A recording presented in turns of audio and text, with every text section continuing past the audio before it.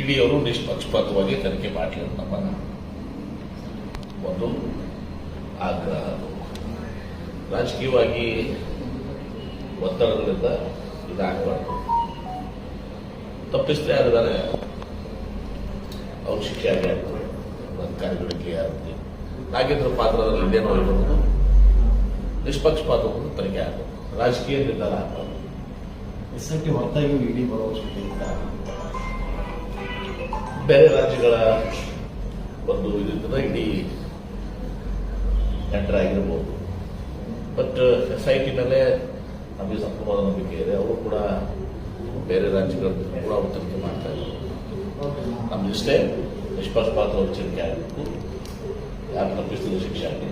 ಇದು ನಿರಪರಾಧಿಯಾಗಿದ್ದರೆ ಯಾರಿಗೆ ಸಾಕ್ಷಿ ಇಲ್ಲ, ಸುಮ್ಮನೆ ಅವನ್ನ ಷಡ್ಯಂತ್ರ ಅದನ್ನ ಬಳಸ್ಕೊಂಡು ದುರುಪಯೋಗ ಆಗುತ್ತಾ ಕೆಲಸ ಆಗಬಾರ್ದು. ರಾಜಕೀಯ ಒತ್ತಡಕ್ಕೆ ಅದರ ಕೆಲಸ ಆಗಬಾರ್ದು. ಸರ್, ಈಗ ಬಸವರಾಜ ರಾಯರೆಡ್ಡಿ ಅವರಿಗೆ ಗ್ಯಾರಂಟಿ ಯೋಜನೆಗಳಿಂದ ಅಭಿವೃದ್ಧಿ ಹಣನೇ ಇಲ್ಲ, ಅಂಥದ್ದು ಯಾವುದೂ ಇಲ್ಲ.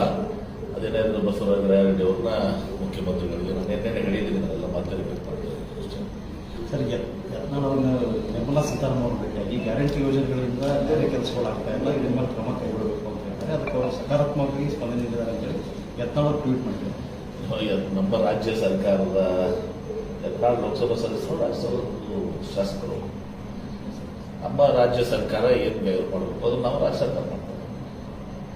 ಕೇಂದ್ರದಿಂದ ಮೊದಲು ಯತ್ನಾಳ್ ಅವರಿಗೆ ಕೇಂದ್ರದಿಂದ ಹಣ ಬರಬೇಕು.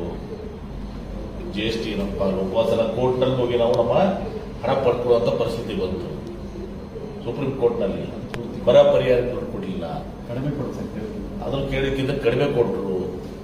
ನಮ್ಗೆ ಬರಬೇಕಾಗಿದ್ದ ಅನುದಾನ, ಹೆಚ್ಚಿನ ಅನುದಾನ ಹಂಗಿನ್ನ ನಾಳೆ ಚಂದ್ರಬಾಬು ನಾಯ್ಡು ಅವರು, ನಿಮ್ಮ ಇವರು ಯಾರು ಇನ್ನೊಬ್ರು ನಿತೀಶ್ ಕುಮಾರ್ ಅವರು ಎಲ್ಲರೂ ಹೋಗಿ ಕೇಳ್ತಾರಲ್ಲ, ಆ ಥರ ಯತ್ನಾಳ್ ಅವರು ಒತ್ತಡ ಮಾಡಿ ನಮ್ಮ ರಾಜ್ಯಕ್ಕೂ ಹೆಚ್ಚಿನ ಹಣ ಕೊಡ್ಬೇಕು ಅವ್ರಿಗೆ.